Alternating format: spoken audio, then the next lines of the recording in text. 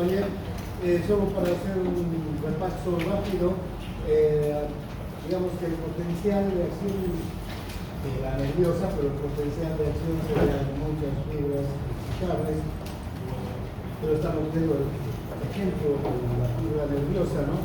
Entonces son señales rápidas de los medios de la transmitir, ¿no? Para llevar señales sensitivas o motoras. Estas señales son potenciales de acción, ¿no? Son cambios del potencial eléctrico en la membrana celular.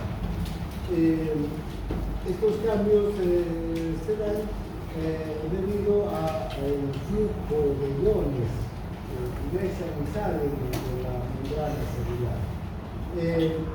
Entonces, gracias a la difusión de los iones, cuando se abren canales de sodio, el sodio ingresa y cambia el contacto, ¿verdad?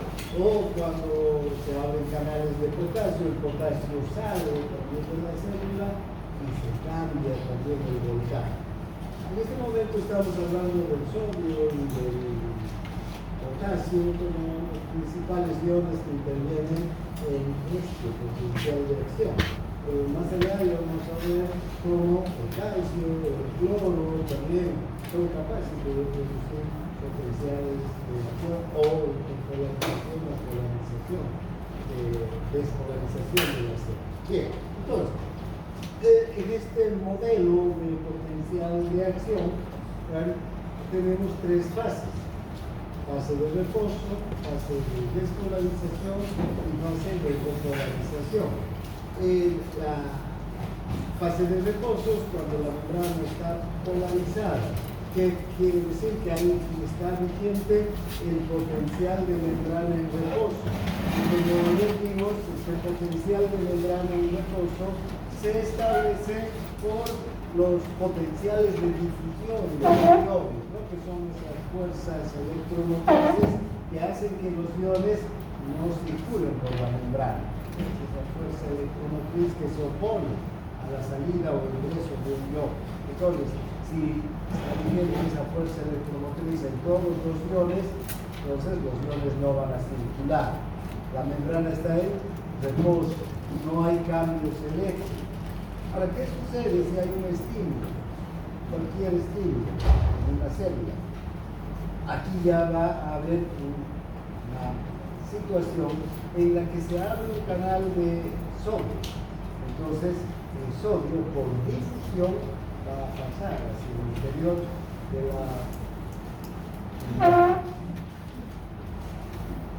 y va a hacer que la célula se vuelva positiva.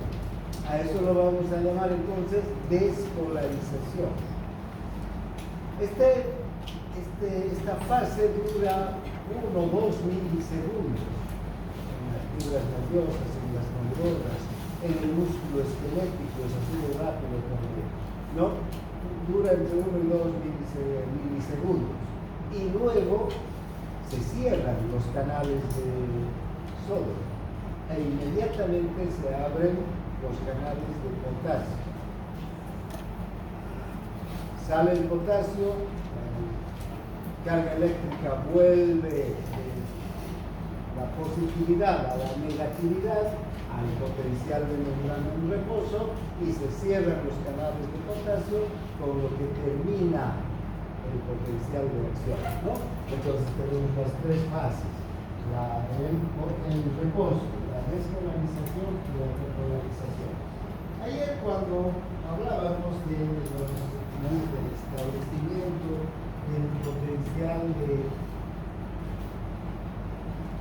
difusión de cada ion, tendríamos que haber dicho es que ese establecimiento del potencial de difusión de cada ion está determinado por unos canales especiales, que son los canales de fuga. ¿Sí? Porque tenemos muchos tipos de canales, ¿no? en las células. Estos canales de fuga que están en las células excitables, son los que permiten precisamente el establecimiento de estos potenciales de difusión. Bien, ahora veamos qué sucede cuando hay una despolarización, porque no están con aire, ¿no?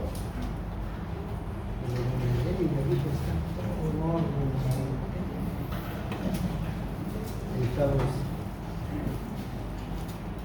sin aire. Bueno, fíjense, ¿cómo se establece este canal de estas características de la apertura y cierre de los canales, tanto de sodio como de potasio? Fíjense, si tenemos una membrana en reposo,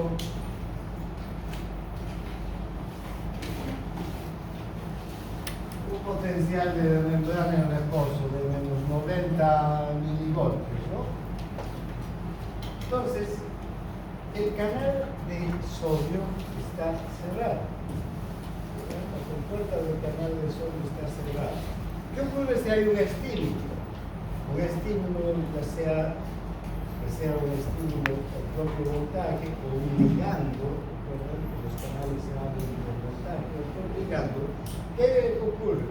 Si hay un estímulo y se abre la compuerta de sodio para activar el canal de sodio, entonces empieza el potencial de acción, empieza a aumentar el voltaje dentro de la célula, puede llegar hasta un voltaje francamente positivo, que es de más 35 milivoltios, ¿no? Ahora bien, vean, cuando llegamos a este voltaje 35, lo que hace es también cerrar el canal.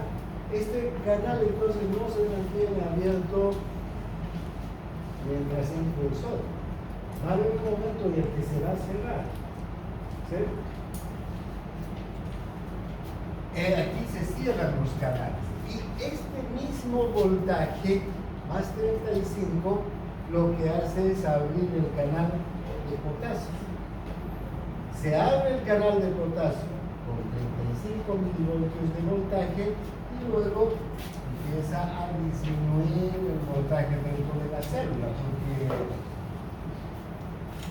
el potasio está saliendo, el potasio sale. El potasio es positivo. Si abandona el potasio de la célula, ¿cómo va a quedar el interior? Más negativo. Bueno, va a volver a ser negativo, ¿no es verdad? Bien, entonces, ¿y hasta qué momento va a estar abierto este canal de potasio? ¿Hasta qué momento? Hasta que llega a menos 90. Vuelve entonces al reposo y se cierra el canal de potasio. Porque si el canal de potasio seguiría abierto, ¿qué ocurriría? El voltaje de la célula seguiría bajando, ¿verdad? Nos volvemos al punto en el que potenciales de difusión establecen que ya no hay ingreso ni salida de iones al potencial de membrana en reposo. ¿Está claro? Sí. Entonces, este canal de sodio entonces se va a activar. El canal de sodio entonces va a abrirse cuando hay un estímulo que va a hacer que empiece a ingresar el sodio. Pero aquí hay una cosa interesante, vean que y enseguida vamos a volver a hablar de esto. Es que si se abre, el estímulo es muy pequeño, ¿no? El estímulo es débil. Se pueden abrir canales y va a empezar a producirse el potencial de acción. Un principio es que cuanto mayor sea el voltaje, más canales se van a abrir en la célula, ¿sí? Por decir, este es un canal, este es otro canal, este es otro canal, tenemos miles, cientos de canales en la membrana. ¿Sí? Si hay un estímulo que abra un canal de sodio, ¿verdad? Este es el caso de sodio, ¿no? Si abre un canal de sodio, el ingreso del sodio va a positivizar, o sea, va a aumentar la carga eléctrica de la célula. Ese pequeño aumento de la carga eléctrica va a hacer que se abra este otro canal y va a entrar más sodio. Entonces va a haber mayor aumento de la carga eléctrica. Ese aumento de la carga eléctrica va a hacer que se abra otro canal y va a entrar más sodio porque van a estar entrando por los tres canales sodio. Y así sucesivamente en un mecanismo de retroalimentación positiva. ¿Recuerdan que dice el mecanismo de retroalimentación positiva? Que cuando un estímulo o cuando un factor aumenta o disminuye, hay una serie de cambios que hacen que el factor aumente o disminuya más todavía, hasta llegar a un círculo vicioso de retroalimentación positiva. Aquí ocurre eso. Hay un círculo vicioso de retroalimentación positiva. ¿Por qué? Porque se abre un canal, y cuantos más canales de sodio hay abiertos, más es el voltaje, y cuanto mayor es el voltaje, más canales de sodio se van a abrir. ¿Hasta qué punto? Hasta que se llegue a más 35. En ese punto, aunque haya el círculo de retroalimentación positiva, el voltaje va a determinar que todos los canales que estaban abiertos se cierren. ¿Está claro? Bien, ahora, este principio es cierto, pero pueden haber situaciones en que el estímulo es demasiado débil, ¿no? Y no va a permitir que se produzca este círculo vicioso. Cuando el estímulo es tan débil que no alcanza un voltaje determinado, ese potencial de acción va a abortar, no se va a producir, ¿sí?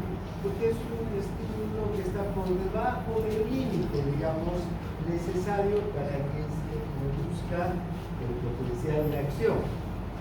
A este límite lo vamos a conocer como el umbral de despolarización. ¿Sí? Toda célula también tiene un umbral de despolarización. En este caso, digamos, va a ser menos 60 milivoltios, otras menos 70 milivoltios, otras menos 45, dependiendo del reposo, hay el umbral. Entonces, ¿qué quiere decir este umbral de despolarización? Que si el estímulo no es lo suficientemente potente como para que el voltaje cambie hasta llegar al umbral, no se va a producir la despolarización. Si el estímulo es tan potente que llega al umbral, entonces sí, todos los canales de sodio se van a abrir a partir del umbral de despolarización. ¿Sí? ¿Qué quiere decir umbral? ¿Saben?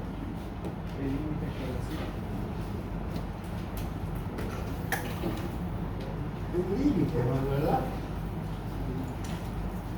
En un ejemplo, ¿conocen algún umbral?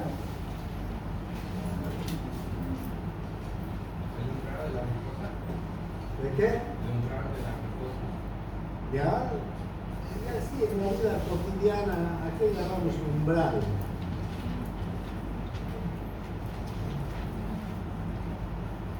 ¿Saben qué se llama esa parte en la que está el marco de la puerta? A ver, la última. Cualquiera de los dos, anda a la puerta. Parate debajo del marco, mirando hacia adentro. Ella está en el umbral. Ese es el umbral de la puerta. ¿Sí?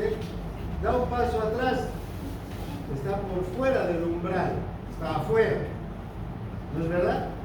Da un paso adelante, 1, hasta el umbral no más, hasta el límite. Entonces, ahora está en el umbral.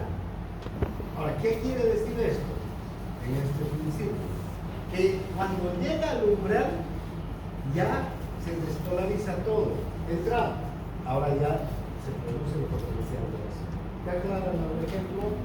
¿Sí? O sea, lo que es umbral, entonces, con este ejemplo del umbral de la puerta, ¿no?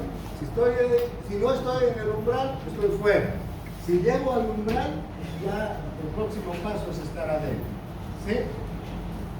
Entonces, esta parte de voltaje que está por debajo del umbral, digamos, un estímulo subliminal, que no alcanza el umbral.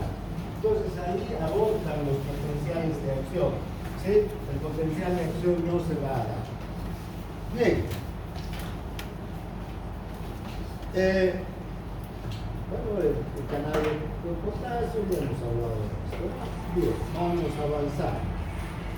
A ver, ¿cómo inicia el potencial de acción? Entonces, como les decía hace un momento, si a mí un episodio, cualquier estímulo produce la elevación del potencial de membrana desde menos 90 hasta el nivel 0, empiezan a abrirse los canales de sodio que se activan por voltaje. ¿Por qué se activan por voltaje? Porque cuanto mayor es el voltaje, más canales de sodio se abren, ¿no? Gracias a esto hay un ingreso enorme de sodio al interior de la célula y va a producir la despolarización. Y un canal va a abrir más canales, otro canal va a abrir más canales, otro canal, y un círculo vicioso de retroalimentación positiva. Aquí es necesario que para que una célula se despolarice tiene que llegar a un umbral de despolarización. En este caso, vamos a ver que puede ser unos 65, otras menos 70, otras menos 60, otras menos 45.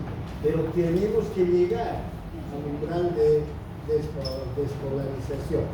Luego, ver cómo se propaga el potencial de acción en una célula nerviosa. Aquí tenemos la célula.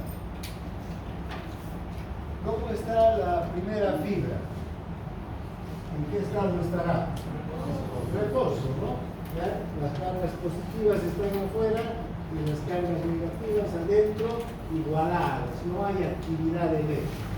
Pero ¿qué sucede si aquí tenemos un estímulo? Cualquier estímulo, tenemos un estímulo mecánico, porque los estímulos mecánicos comprimen la membrana, vamos a ver muchos receptores, muchas estructuras, y un estímulo mecánico va a comprimir la membrana, y esa compresión de la membrana va a hacer que se abran canales de sodio. Si se abren estos canales de sodio de aquí, ¿qué va a ocurrir?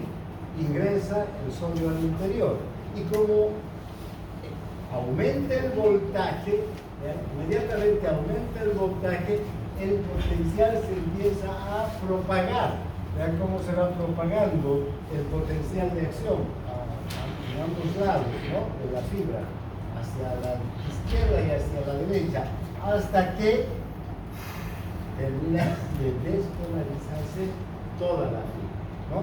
La repolarización va a tener la misma característica, ¿no? Ahora, vean,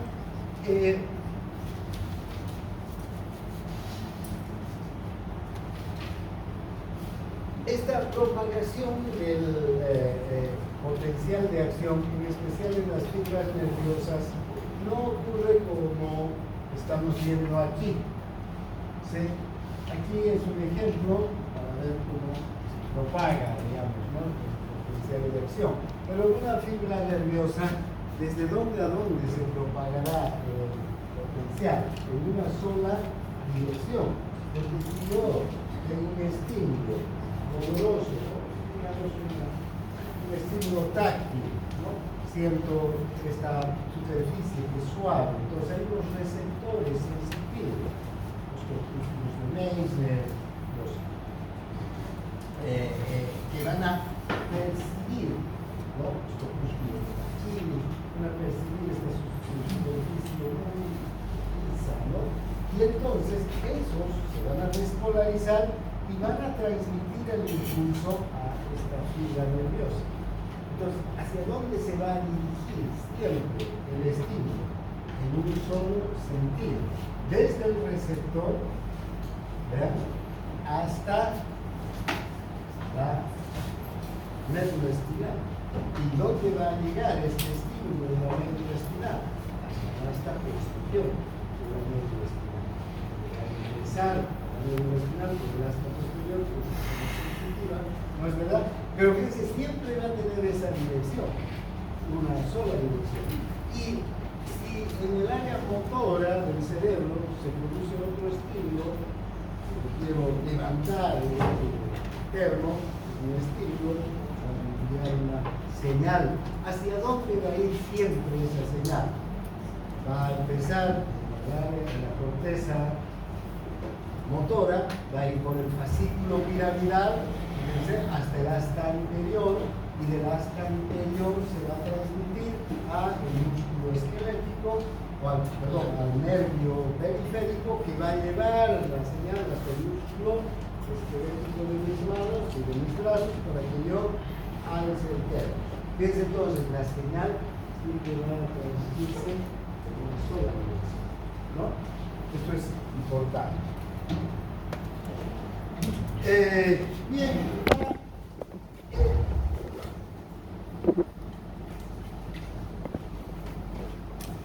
¿cómo se restablece el gradiente de sodio y potasio después de un potencial de acción? ¿Verdad? Siempre que hay un potencial de acción, entra el sodio a la célula durante la despolarización y sale el potasio de la célula durante la repolarización.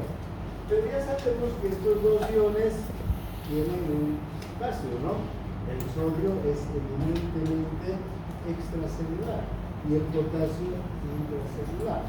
Entonces aquí hay un gradiente que está alterado, porque ha entrado sodio, más de lo que hay en la célula, a tal punto que la vuelve positiva, y ha salido el potasio, mucho potasio, a tal punto que nuevamente ha negativizado la célula. Ya el otro día hablábamos, recuerdan, de que esto es necesario que ocurra por la velocidad de la difusión. Si, fíjense, entre este punto y este punto hay 3 a 4 milisegundos, esto quiere decir que la velocidad con la que se da la despolarización y la repolarización es alta. Y la única forma en la que se puede dar así es mediante la difusión. O sea, que el sodio ingrese en un lugar de mayor concentración a uno de menor concentración y el potasio salga de un lugar de menor concentración a uno de menor concentración. ¿Sí? Otra forma de establecer esto podría, de que haya repolarización, podría ser que entre cloro, ¿no? Pero ¿cuál sería el problema? Se empezaría a llenar de sodio y de cloro la célula. Fíjense, entonces, ¿qué es lo que ocurre acá? Cómo la evolución, la naturaleza ha ido perfeccionando todos estos mecanismos. Para eso han aparecido los transportes activos. Entonces aquí ya entra en funcionamiento ¿quién? La ATPasa, ¿no? La ATPasa que lo que va a hacer es retornar el potasio al interior de la célula y el sodio al exterior. Va a restablecer entonces los gradientes eléctricos. ¿Sí? Va a restablecer la concentración de sodio, va a sacar el sodio hacia afuera y va a volver a meter el potasio hacia adentro. Y ven una cosa importante que acompaña a este mecanismo de restablecer no solamente el gradiente electroquímico, es decir, la cantidad de sodio y de potasio y la carga eléctrica de la célula, ¿no? Gracias a la bomba ATPasa, sino que además, siempre que entra el sodio, ¿quién más va a entrar? El agua. Y ven, cada vez que hay una despolarización, el agua se va a meter. ¿sí? Pero el agua tiene que salir porque si no las células empezarían a hinchar. También entonces esta ATPasa lo que hace es restituir el volumen de agua dentro de la célula. ¿Por qué? Porque salen más sodios que potasios y detrás de los sodios, ¿qué cosa va a salir? El agua, ¿no? Entonces, fíjense qué importancia que tiene la ATPasa después de cada potencial de acción. ¿Sí? Ahora, ¿cuándo funciona intensamente la ATPasa? ¿En qué momento funcionará con intensidad?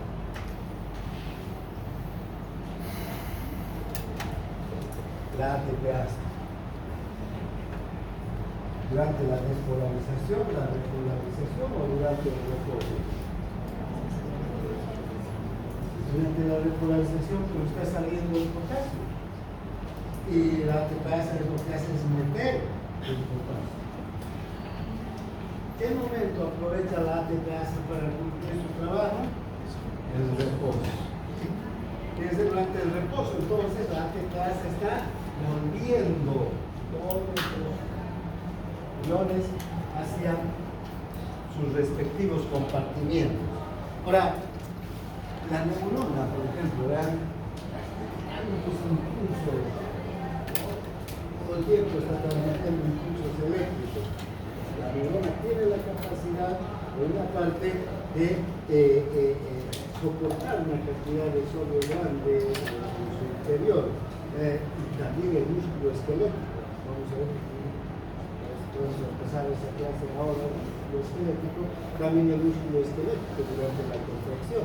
La contracción sostenida, pero para seguir habiendo el potencial de acción que está dando ese músculo esquelético, son capaces de entonces tolerar una cantidad de sodio grande en el interior. Pero tiene que llegar el reposo, ¿para qué? Para que el sodio salga, vuelva al líquido extracelular y el potasio también vuelva al líquido intracelular. Ahora, acabamos de ver este potencial de acción y esta imagen del potencial de acción que es propia de muchas células. Por ejemplo, la neurona, la gran fibra nerviosa, el músculo esquelético tienen estos potenciales que son típicos, pero no todos los potenciales de acción son iguales. Fíjense este potencial de acción, por ejemplo. Este potencial de acción es del músculo cardíaco, del útero también. Esto lo vamos a ver en el músculo cardíaco, que es diferente. Vean, ahí va. Despolarización que súbita, línea casi recta, ¿no?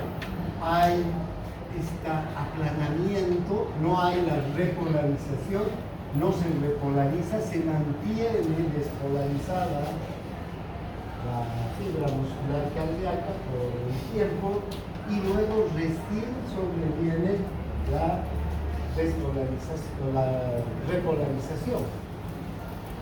A esta, aquí, al ascenso del voltaje se conoce como despolarización. A la disminución del voltaje hasta la meseta, repolarización. Perdón, hacia el reposo. Y a esta parte, al aplanamiento, se conoce, plateo, dice aquí, pero en español, meseta. ¿Sí? Entonces hay potenciales de acción que tienen meseta, como el músculo cardíaco. ¿Y a qué se debe esta meseta? Que aquí entra en juego otro ion. Entonces, cuando se despolariza el músculo cardíaco, se despolariza ¿para qué? Para abrir unos canales que se abren por voltaje. Son unos canales de calcio. Entonces, esta despolarización permite que se abra el canal de calcio y el calcio ingrese al músculo. Y el calcio se dirija hacia el complejo troponina-tropomiosina, ¿para qué? Para que se contraiga el músculo. Y ven ustedes, la sístole y la diástole no son sístole, diástole, ¿no? ¿Sí? Sístole, diástole. Sístole, diástole. O sea, el corazón se tiene que mantener contraído durante el 0,2 y 0,3 segundos. Entonces, se despolariza ahí la sístole, dura, entiendo. Se repolariza y después la diástole. Otra vez se despolariza, otra vez la sístole. Entonces, para que el corazón se mantenga contraído con fuerza y pueda generar esa presión para inyectar la sangre, necesita de este ingreso de los iones calcio. A esta parte, el aplanamiento del potencial de acción lo vamos a conocer entonces como MEC. ¿Ya? Es un potencial de acción diferente, ¿verdad? ¿No? El del nódulo sinusal, también cuando hablamos de corazón, vamos a ver, es diferentísimo todavía. Incluso aquí el reposo donde está en menos 85, ¿hasta cuánto llega? Fíjense, casi hasta más 35, ¿no?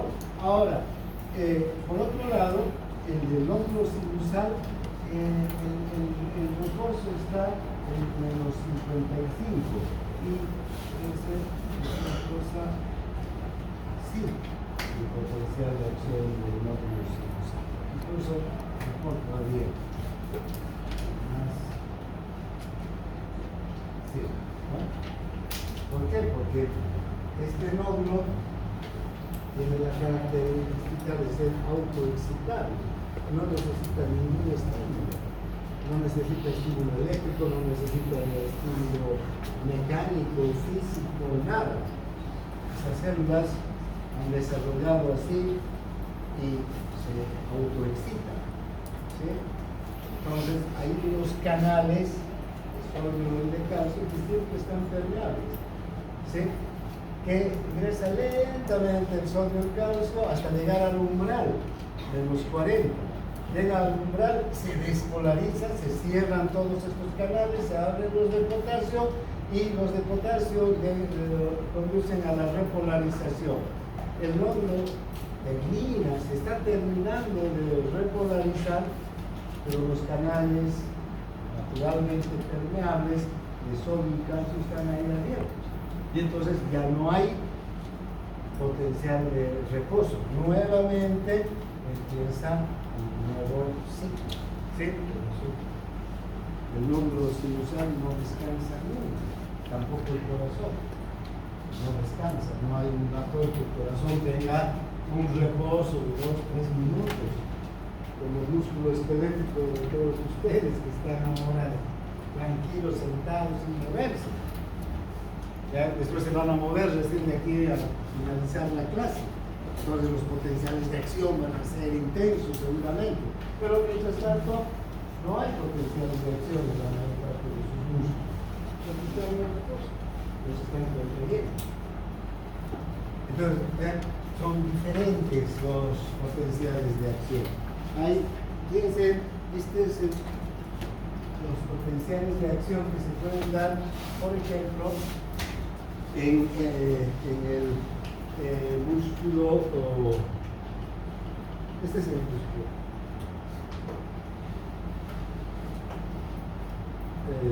Tenemos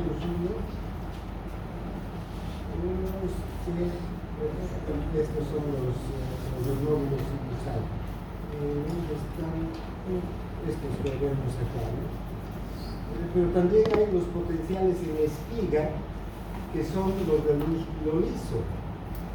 Son diferentes los potenciales en espiga del músculo liso. En las próximas clases vamos a estar viendo esos potenciales en espiga del músculo liso. Tienen una meseta, un reposo, luego unas ondas lentas y finalmente los potenciales en espiga, y luego otra vez ondas lentas y reposo, y dependiendo de la funcionalidad del músculo liso, hay potenciales de acción diferentes. ¿Ya? Entonces hay muchas variedades de potenciales de acción, los vamos a ir viendo conforme vayamos avanzando los diferentes capítulos. ¿En qué diferencian entonces los potenciales de acción? La meseta. En el potencial de membrana en reposo.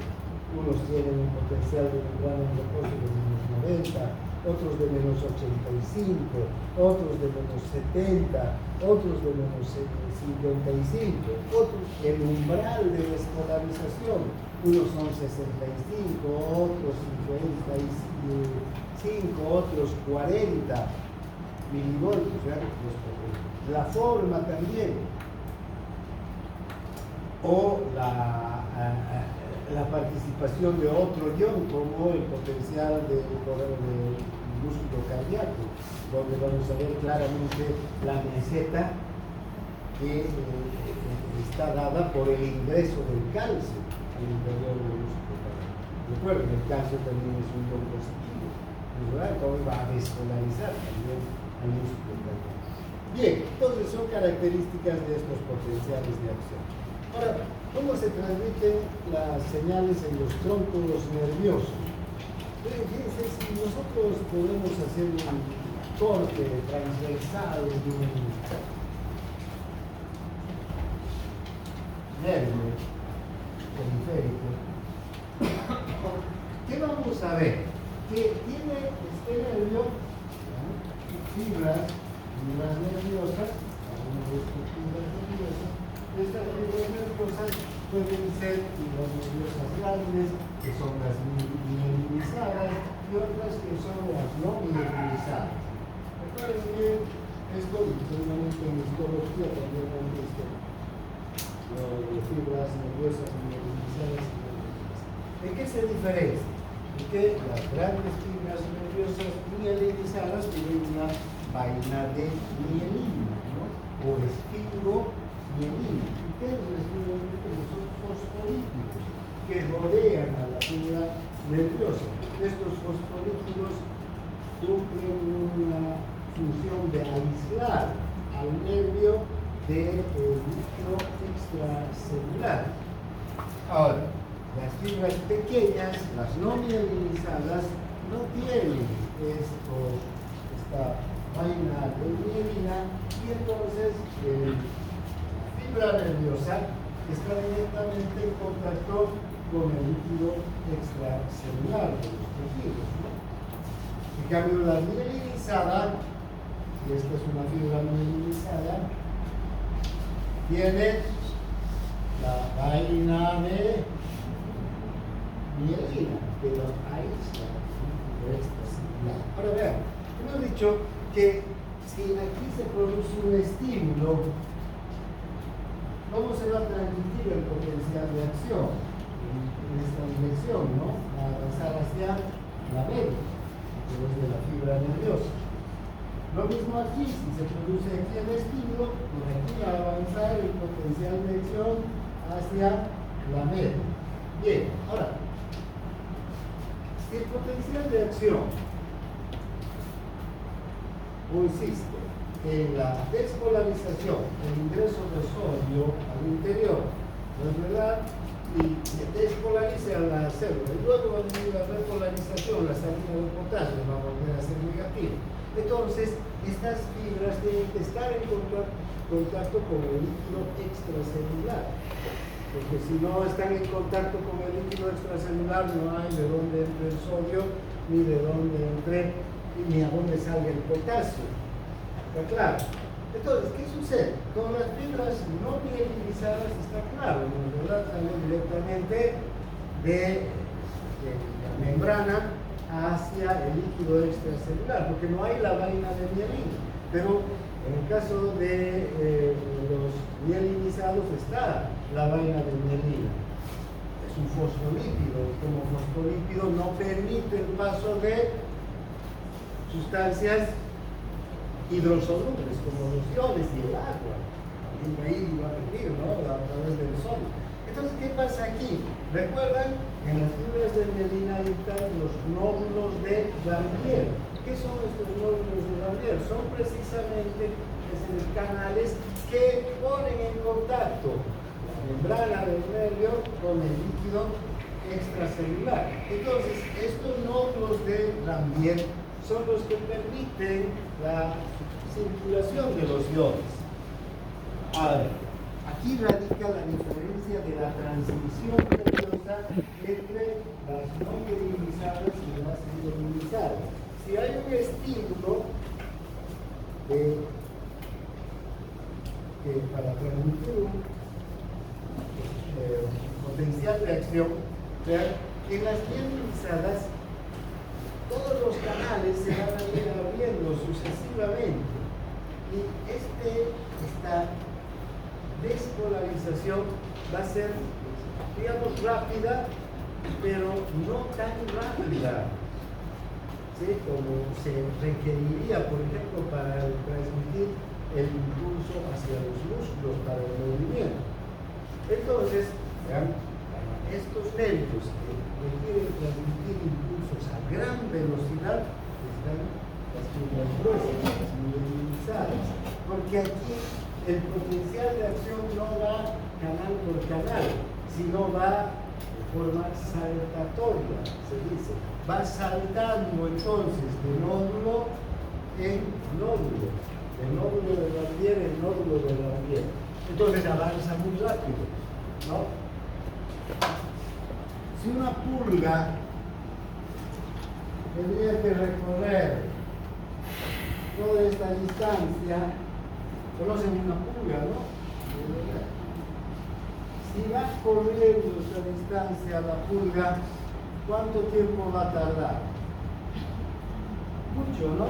Pero ¿qué hace la pulga? Salta.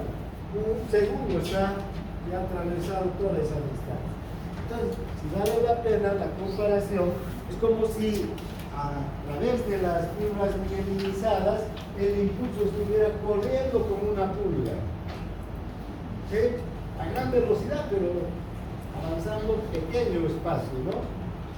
En cambio, en las fibras mielinizadas el potencial va saltando nódulo por nódulo. Esto hace entonces que las fibras mielinizadas nos conduzcan estímulos diferentes que las fibras no mielinizadas. Las fibras mielinizadas, por ejemplo, transmiten un tipo de sensibilidad mucho más rica, mucho más específica, mucho más discriminativa, mucho más, que tengan la capacidad de localizar mejor el estímulo. El tacto fino, por ejemplo, se va a transmitir por fibras mielinizadas. En cambio, el tacto grueso se va a transmitir por fibras no mielinizadas. ¿Qué es el tacto grueso? Yo meto la mano en un bolsillo y tengo un objeto, pero no sé qué es. Sé que hay un objeto ahí, lo agarro, digamos, ¿sí? Pero no puedo discriminar. El tacto fino me permite, es una moneda, ¿no? Y si tengo dos monedas, puedo más o menos por el grosor, el tamaño, sin ver, tocar y decir, tengo una moneda de 5 y otra de 2 bolivianos. ¿Vean? Tacto que me está permitiendo diferenciar las características de uno y otro objeto, o una llave de una moneda. ¿Ven? La importancia de la transmisión rápida, lo mismo para el impulso muscular, digamos, va a ser a través de fibras mielinizadas, que son las que transmiten con mayor rapidez el estímulo, ¿sí? Entonces, aquí tenemos las fibras mielinizadas, las fibras mielina, ¿no? Son las células de Schwann, que podemos recordar, las que depositan esta vaina de mielina en estas fibras mielinizadas y a lo largo de todo el axón del nervio van a ir cubriendo. Ahora, vean por qué es necesario que tengan estas fibras que van a transmitir un impulso tan rápido la vaina de mielina, porque el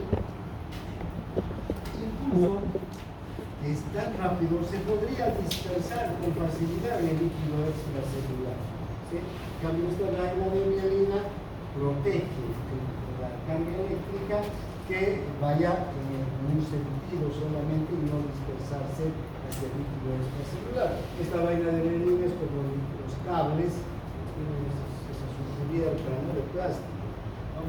Un cable sin cubierta de plástico, ¿no?, está en contacto directo con la pared, por ejemplo, podría ir dispersando también la energía eléctrica, que es lo mismo. Cumplen la misma función un cable que una fibra nerviosa, que lleva corriente eléctrica. El cable envuelve las fibras en un voltios, ¿no? Entonces, es importante entonces esta función de la mielina, del estilo de mielina, el compuesto líquido, ¿no? Aquí es como van viajando los potenciales de acción del lóbulo de Ranvier en lóbulo de Ranvier. Vean la diferencia en velocidad. Unas fibras no mielinizadas pueden transmitir entre 0,25 hasta 5 metros por segundo de velocidad. En cambio, la mielinizada puede llegar a 100 metros por segundo. ¿Cuánto de distancia habrá entre el asta posterior de la médula espinal y la médula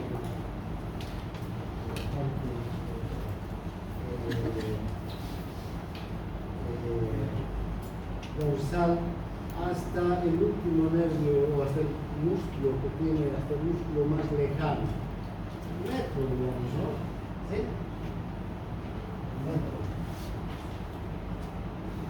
Entonces, si transmiten 100 metros por segundo, entonces la velocidad transmiten estas 1 metro, lo harán en 1 milisegundo, ¿no? Esa velocidad va. Entonces, si yo me tengo que, hay un estímulo que me obliga a moverme, me muevo en el acto, porque además es el estímulo que tiene que viajar el cerebro, y desde el cerebro otro estímulo motor que tiene que ir hacia dónde, hacia los músculos para que yo me mueva. Así de veloces son estos nervios al transmitir el estímulo, ¿no? Entonces hay estímulos que tienen que ser transmitidos a gran velocidad y otros estímulos que no necesitan una transmisión tan rápida. Por ejemplo, el dolor es un estímulo que se transmite de forma lenta. De hecho, hay dos dolores también, un dolor lento y un dolor rápido. El dolor lento se transmite por fibras no mielinizadas. Si me duele mi mano con un pinchazo, se va a transmitir por fibras mielinizadas más rápidamente. Pero, por ejemplo, el dolor de los órganos profundos, ¿qué sentimos al principio? Ya hay daño en el tejido. ¿Y qué sentimos? Una ligera molestia, ¿no? Que va pasando los segundos, los minutos, y va aumentando esa molestia hasta hacerse insoportable. Sí, dolor de estómago, dolor de nuevo. No es un dolor súbito. Generalmente estos dolores de los órganos internos, poco a poco va aumentando su intensidad, porque son transmitidos por este tipo de fibras no tan veloces como las mielinizadas. Bien, entonces, ahora, para finalizar este tema, siempre detrás de un potencial de acción puede haber o no un periodo refractario. ¿Qué significa un periodo refractario? Que la membrana puede volver a ser excitada mientras se está produciendo el potencial de acción. Ahora, en este tipo de potencial de acción, el potencial de acción de la neurona, del músculo, no hay periodo refractario. Es decir, aquí en un principio, que mientras la célula la membrana se despolariza y se repolariza, no puede haber otro potencial de acción que es el de intermedio. ¿Sí? Este es un principio, que no hay periodo refractario en nuestro potencial, pero esto va a ser diferente en el potencial de acción del músculo cardíaco. ¿Ya? En el músculo cardíaco, al finalizar la repolarización de este último punto, aquí podría haber un nuevo potencial de acción que se pueda producir. ¿Sí? Esto es el músculo cardíaco. Entonces, el músculo cardíaco sí tiene un periodo refractario, unos 0,005 segundos al finalizar la repolarización. Si hay otro estímulo, inmediatamente después se puede producir un nuevo potencial de acción. Porque vean cuánto tendría, si el potencial de acción dura unos 0,2 segundos, el reposo debería durar 0,3 segundos, tendría que ser más largo. En realidad, la diástole es más larga que la sístole, por esto. Entonces, el próximo potencial recién debería estar aquí y así sucesivamente, ¿verdad? Pero pueden haber estos estímulos. A esos estímulos entonces, que van a traer como consecuencia lo que se conoce como extrasístoles, ¿no? Que son sístoles fallidas en realidad. Va a haber otra vez otras sístoles sin que haya la diástole, una sístole, y que va a ocurrir. Esta sístole va a tener un voltaje pequeño, una vibración también pequeña, y desde luego, como la sístole es la encargada de mover la sangre hacia la circulación, no va a encontrar sangre necesaria en el ventrículo, porque la diástole es el periodo donde el ventrículo se carga de sangre. Entonces, tenemos alteraciones, ya no es normal encontrar estos potenciales de acción en este periodo refractario, pero se da.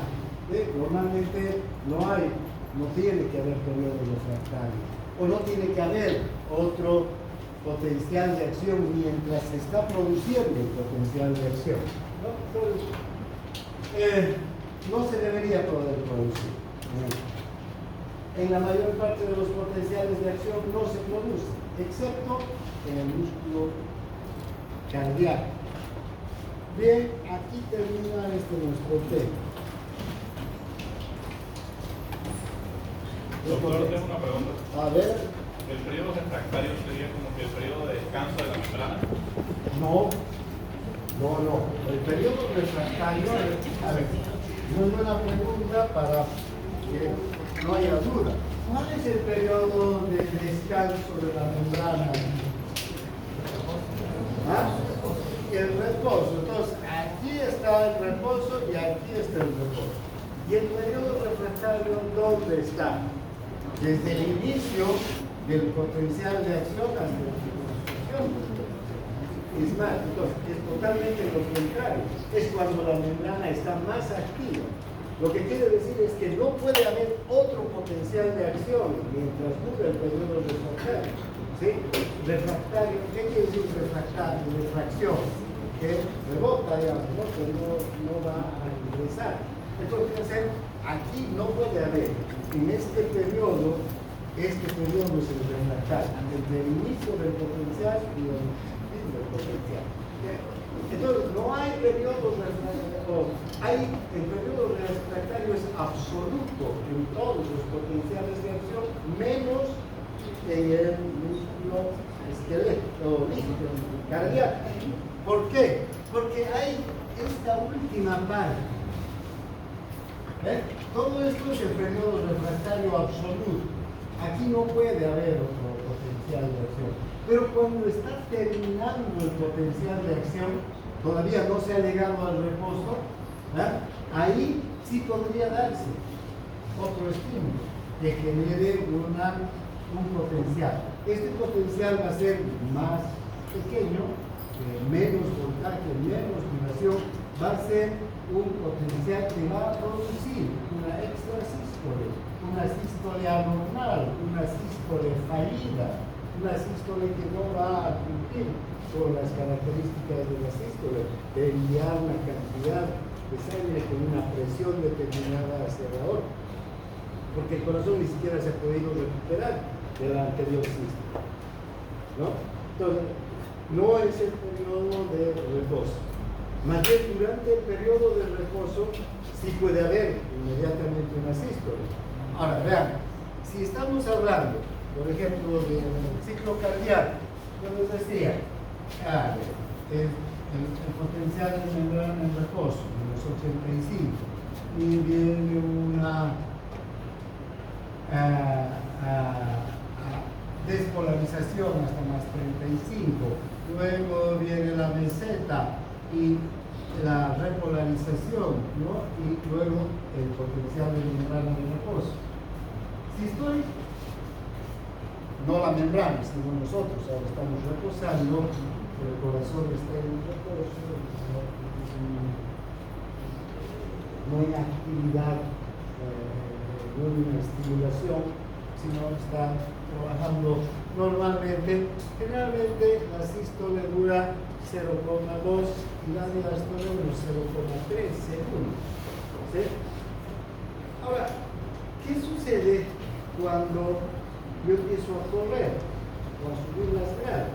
Esta me va a dar una frecuencia cardíaca de 70 latidos por minuto aproximadamente. Pero si yo empiezo a correr, ¿cuánto va a ser? Puedo llegar hasta 120 latidos por minuto, ¿verdad? Y subo hasta el cuarto piso a toda velocidad, 120 puedo llegar.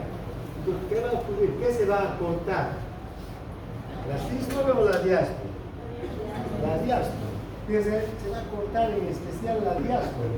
Entonces, el reposo va a poder permitir que se produzcan nuevos potenciales de acción más rápido, porque cada potencial de acción precede a qué? A la contracción.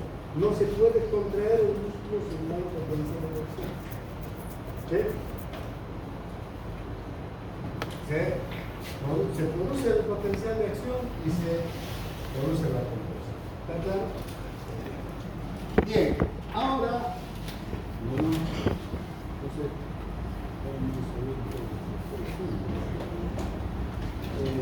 empezaremos por lo menos el nuevo tema. Hemos perdido una semana, ¿no?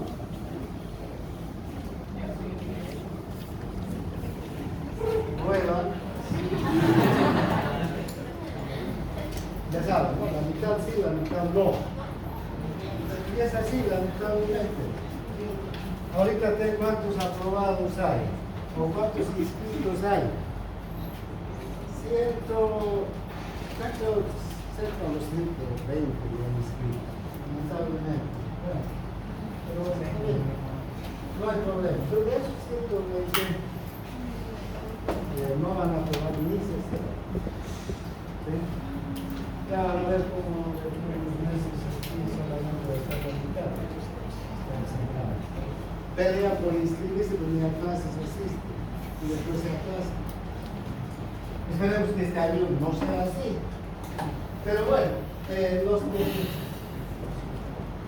terminen y aprueben van a poder decir que han aprobado llevando todo el gaito. Entonces van a sentirse mejor que no haber llevado todo el gaito, no solo parte.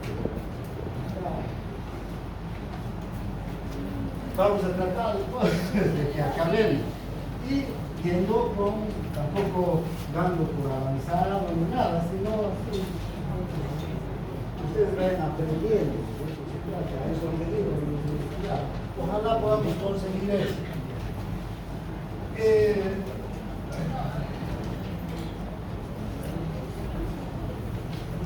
Entonces ahora vamos a ver la contracción del músculo esquelético. Está claro, pero mejor si lo empezamos ahora para acabarlo mañana. ¿Qué es el músculo? Esquelético. Es un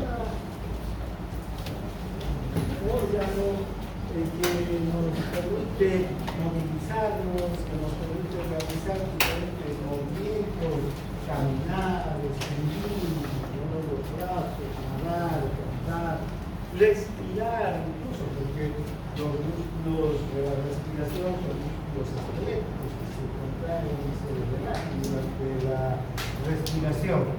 Pero el músculo forma, el músculo esquelético, cerca del 40% de todo el cuerpo, ¿no? Nuestro organismo está conformado en buena parte del músculo esquelético, sin contar el músculo liso, que también tiene una importante, digamos, un importante porcentaje del organismo. El 10% sería el músculo liso y el músculo cardíaco. ¿Cuál es el músculo liso? El músculo que está en el intestino, en el estómago, en el esófago, los uréteres, en los vasos sanguíneos, ¿no? Tanto en arterias, venas. Todos tenemos mucho músculo liso, pero el músculo esquelético es fundamental, ¿no? La masa. Ahora, el músculo esquelético puede decirnos en una persona normal, teniendo cerca del 40%, pero hay personas delgadas, demasiadas, con poca masa muscular, entonces va a variar un poco este porcentaje. O en fisicoculturistas que tienen una musculatura demasiado, digamos, desarrollada, también va a variar el porcentaje. Obviamente, el porcentaje de masa corporal de estas personas que levantan pesas, que hacen actividad de desarrollar más, es diferente. Pero en una persona normal, un 40% el músculo esquelético y un 10% el músculo liso más el corazón. Ahora, el músculo esquelético está formado por numerosas fibras musculares. Todas estas fibras musculares se extienden en toda la longitud del músculo. Esto quiere decir que van desde un tendón a otro tendón. Porque el músculo esquelético precisamente, ¿por qué? Porque se inserta en qué? En los huesos, ¿no? Todos los músculos esqueléticos tienen inserciones óseas, excepto los músculos que se llaman músculos cutáneos, ¿no? Que están inserciones en la piel, en las estructuras externas. Ahora, todas las fibras están inervadas por una terminación nerviosa que está localizada, esta terminación nerviosa, en el punto medio del músculo. Si es el fascículo muscular, que está compuesto por numerosas fibras nerviosas, vamos a tener un nervio raquídeo que va a inervar cada una de estas fibras aproximadamente en la mitad, la parte media de la fibra. ¿Sí? Esto es importante porque desde ahí se va a propagar el potencial de acción que está viniendo por el nervio para que el músculo se contraiga. ¿Cómo es la anatomía fisiológica del músculo esquelético?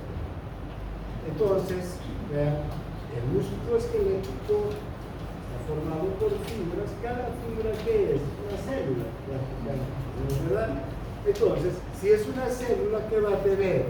Membrana celular, tiene citoplasma, tiene organitos citoplasmáticos que están en el interior. La membrana, como cualquier célula, entonces recubre, protege, aísla cada fibra de las otras fibras del medio circundante.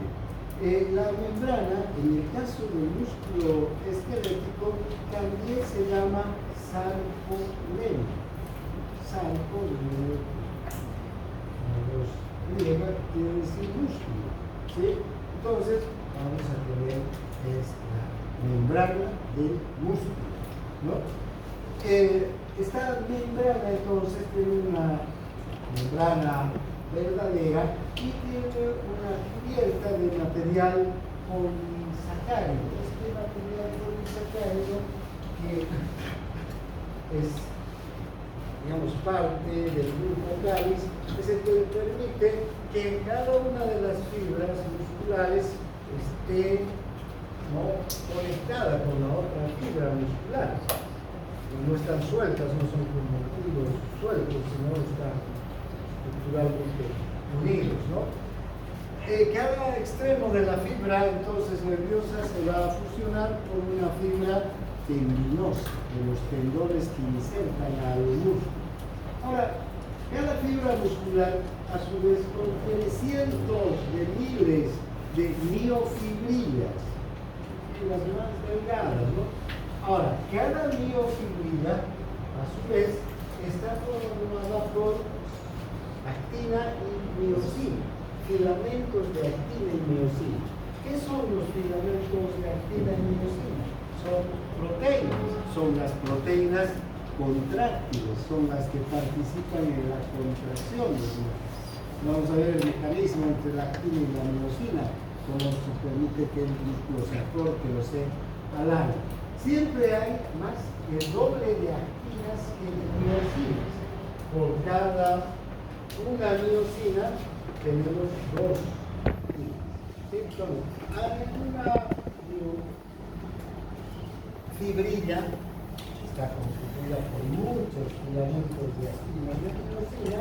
Aproximadamente hay unas 3.000 actinas frente a unas 1.500 miosinas, en esa relación de 2 a 1. Estas moléculas contráctiles entonces son capaces de producir la contracción. Ahora, la miosina tiene unas proyecciones que se unen a la actina. Estas proyecciones son los puentes cruzados.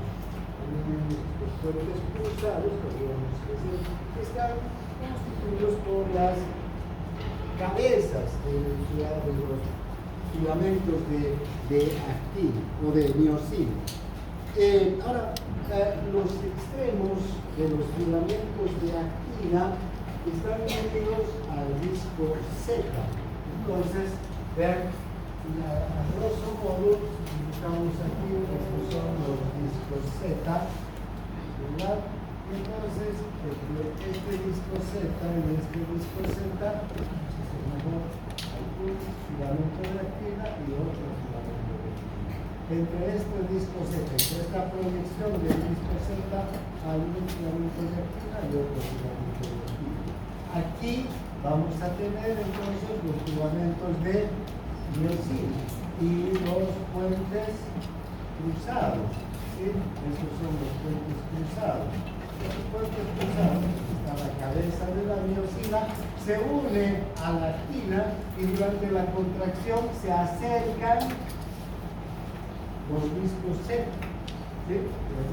Los discos Z se van a acercar durante la contracción y durante la relajación se van a alejar. ¿Por qué? Porque aquí hay un mecanismo que cuando se contrae, estas cabezas se estiran a la actina y esta actina empieza a recorrer, se acerca más sobre esta otra y se sobreponen las dos actinas y estos dos discos Z se acercan, ¿verdad? Eso lo vamos a ver más aquí. Ahora, cada disco Z está formada por proteínas filamentosas. Estas proteínas filamentosas se unen a las miofibrillas, a la actina y a la miosina, para que la actina y la miosina tengan ¿qué cosa? Soporte. Si no, la actina y la miosina en el aire no podrían contraerse. Tienen que tener un soporte, se tienen que agarrar de algún lugar. Por eso estas proteínas filamentosas ayudan al soporte de la actina. Ahora, un sarcómero es, digamos, como una unidad funcional del músculo esquelético. Entonces, un sarcómero va de disco Z a disco Z, ¿no? Perdón, sí, disco Z a disco Z. Esto es un sarcómero. ¿Qué hay en un sarcómero? Miosina, espina, que son capaces de contraerse y relajarse. Ahora, vean cómo está constituido un músculo, ¿no? El bíceps, el cuádriceps, el glúteo, el massetero, cualquier músculo, ¿no? ¿Vean? Hay fascículos musculares, ¿no? Fascículo es el músculo entero, digamos. Luego, cada fascículo tiene fibras musculares. Este es el fascículo, aquí está el músculo, ¿no? Tenemos el fascículo muscular. Luego, cada fascículo, si cortamos, que tiene fibras musculares, ¿no es verdad? Ahora, cada fibra está compuesta por miofibrillas. Cada miofibrilla, entonces, por miofilamentos. Actina y miosina. Esta es la miosina y aquí la actina. Hemos dicho dos actinas por una miosina, ¿no?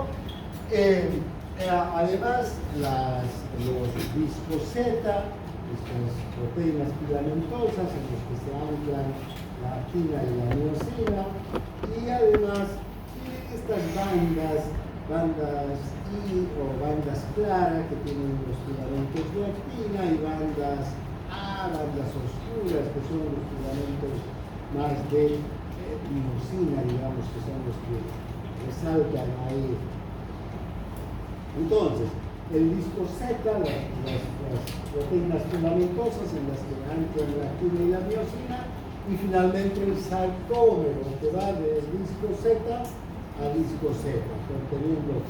Una cosa interesante de las miofibrillas es que tienen una gran cantidad de orgánulos citoplasmáticos, en especial mitocondrias. Hay muchísimas mitocondrias, porque se requiere mucha energía para la construcción de ellos. ¿Qué producen las mitocondrias?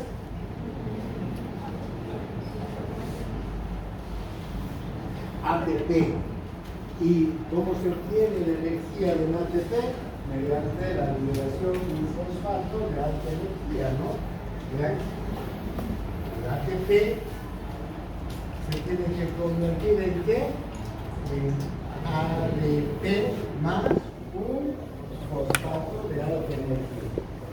Este fosfato de alta energía es el que se va a unir a la cabeza de miosina y va a ayudar a que la cabeza de miosina estire y produzca la conversión. De hecho, la cabeza de miosina tiene actividad ATPase. Entonces, la cabeza de miosina no solamente es una estructura proteica que es capaz de contraerse, sino que es capaz de hidrolizar al ATP. Tiene su propia actividad ATPase. Entonces, cuando se une la cabeza de miosina a la actina, inmediatamente se activa la actividad ATPasa de la miosina para desdoblar el ATP que va a necesitar para la contracción. Por eso hay muchas mitocondrias. Algo más que hay en gran cantidad en el músculo es retículo endoplasmático, que en el caso del músculo esquelético se llama retículo sarcoplasmático, ¿no? Igual que sarcoema, sarcoplasma, ¿no? Retículo sarcoplasmático. Aquí el retículo sarcoplasmático, desde luego, tiene también ribosomas para cumplir con todas las funciones de un retículo endoplasmático, sintetizar proteínas, ¿no? Pero este retículo es enorme, forma grandes cisternas distribuidas por el músculo esquelético. Este retículo, además entonces de cumplir con las funciones propias de un retículo sarcoplasmático, es un gran depósito de calcio. ¿Sí? Entonces, dentro de estos retículos se almacenan cantidades enormes de calcio. Ahora vean, este no es un calcio que podríamos llamar intracelular, porque no está en el citoplasma, está secuestrado, guardado en el retículo. Y este calcio, ¿cuándo va a salir? Cada vez que el músculo se tenga que contraer. Vamos a ver el mecanismo, por ejemplo, los potenciales de acción que llegan al músculo, como abren canales de calcio en el retículo para que salga el calcio y se una al complejo troponina-troponiosina. Bien, entonces, podríamos decir que son las características generales del músculo, ¿no? Ustedes lo conocen mejor que yo todavía, porque han avanzado el año pasado, podrían corregirme algún error que tengan, porque esto mis ustedes el año pasado. Bien, o aumentar mis conocimientos si algo no sé, porque realmente lo han visto en detalle en mis conocimientos. Bien, ahora,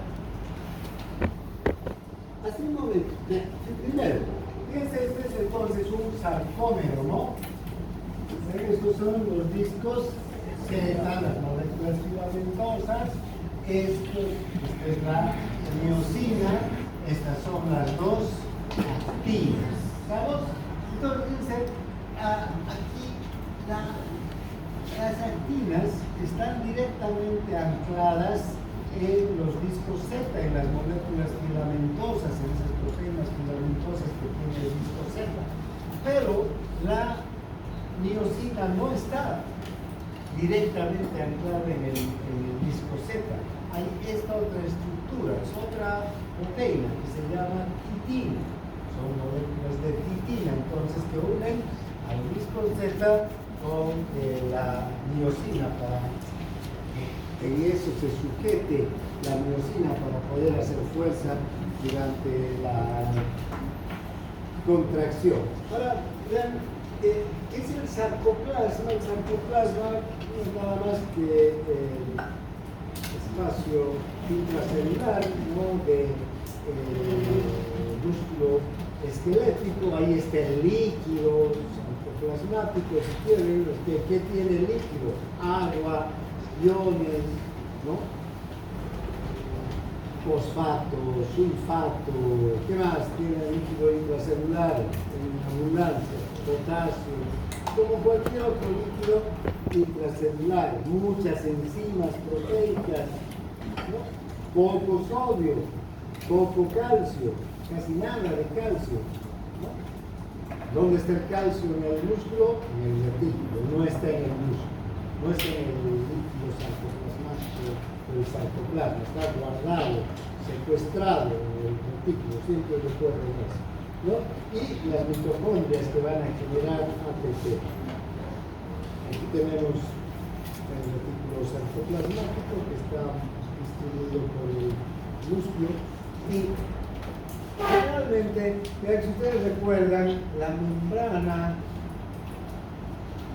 del músculo esquelético tiene unas prolongaciones, ¿no?, unos tubos que se ingresan a la profundidad del músculo a través de las miofibrillas.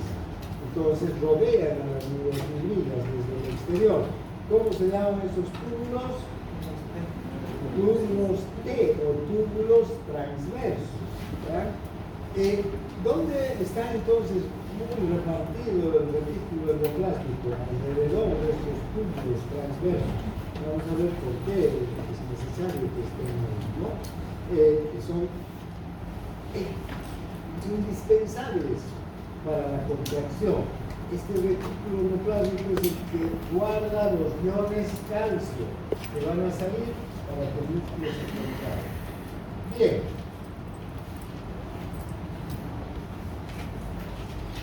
Tenemos 5 minutos para hacer un breve esquema de lo que es la contracción muscular para ya entrar mañana en detalle. ¿Ya? Y mañana no nos lleve tanto tiempo. ¿Cómo ocurre si llega un potencial de acción a través de la fibra nerviosa de un nervio raquídeo? que está llevando el impulso nervioso para que un músculo se contraiga. Yo quiero dar este paso, ¿verdad? Tengo que contraer primero los músculos para poder dar el paso. Entonces va el impulso nervioso de parte del área motora de la corteza cerebral. Ya estamos aquí con el impulso nervioso. Ese impulso nervioso, ¿como qué está llegando? Como potencial de acción. ¿Verdad? Se está despolarizando la fibra nerviosa. Si se está despolarizando en el interior de la fibra nerviosa, hay una carga eléctrica positiva. Esta carga eléctrica positiva, vean qué interesante, sirve para que esta parte final en contacto con el músculo fibra nerviosa abra unos canales de calcio. Son canales de calcio que se abren por voltaje. El calcio que está en el líquido extracelular, en este caso no el retículo endoplasmático, porque estamos todavía fuera del músculo. Este calcio va a ingresar al interior del extremo, al sol terminal de esta fibra nerviosa. ¿Para qué sirve el calcio? Para que unas vesículas que están aquí adentro, cargadas con una sustancia química que es la acetilcolina, sea liberada. Vamos a ver que la liberación de todas las sustancias del interior de la célula siempre está mediada por el calcio que tiene que ingresar dentro de la célula para ayudar a que se liberen sustancias hacia el exterior. Entonces, vean, estas vesículas de acetilcolina lo que hacen es unirse a receptores. Una vez que salen a este espacio sináptico, en la sináptica, salen y se unen a unos receptores que son canales de sodio. Cuando la acetilcolina se une a su receptor, se abre un canal que ingresa sodio.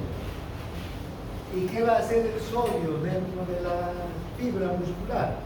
Lo va a despolarizar, va a cambiar la corriente eléctrica. ¿Para qué se utiliza ese sodio? El sodio no va a participar de la conversión. Ese sodio lo que va a hacer es abrir otro canal, no el sodio, sino el potencial de acción. Entonces, en el retículo sarcoplasmático está ¿quién? El calcio. Y aquí hay canales de calcio también. Igual que estos, pero ya estos son del retículo. Como se despolariza, estos canales también responden al voltaje. Si sube el voltaje, se abren los canales y sale el calcio. Y el calcio se dirige hasta, vamos a venir aquí, a la actina. La actina está compuesto por dos fibras, la F-actina y la tropomiosina. Y en la tropomiosina, unido a la tropomiosina, hay otra proteína que es la troponina. Esta troponina tiene un espacio, un lugar donde se une el calcio. Esta troponina son tres moléculas, la C, la I y la A, se va unida a la C, el calcio. ¿Y qué va a hacer? Que la actina se active, es decir, descubra un punto que está oculto, mientras tanto, descubra un punto que se llama el punto activo. Ese punto activo tiene atracción química con la cabeza del miocino. Esa es la importancia del calcio aquí, ¿no? Si no hay calcio, no hay contracción. Entonces, el calcio tiene que ayudar a que se descubra ese punto. Y como ese punto tiene una atracción química con la cabeza de miocina, la cabeza de miocina y este punto se atraen y forman enlaces químicos. Ya les dije hace un momento que la cabeza de miocina, cuando se une a la actina, adquiere una actividad ATPasa. Y esta actividad ATPasa hace que se desdoble el ATP, el ADP y fosfato de alta energía. Este fosfato de alta energía es el que va a producir lo que se conoce como golpe activo, que se contraiga, que se estiren, digamos, las moléculas, se contraigan las moléculas de miosina y estiren a las de actina. Y estas moléculas de actina, que están separadas, empiezan a dirigirse hacia adentro, las dos, y se sobreponen. Y estos discos Z se acercan. Y eso es todo el mecanismo a grandes rasgos de la contracción muscular. ¿Sí? Una vez que termina la contracción, deja de fosforilarse la cabeza de miosina, se suelta la cabeza de miosina de la actina, el calcio vuelve a su sitio, el sodio también, y todo terminó. Hasta la próxima contracción. Nos vemos mañana entonces para entrar ya en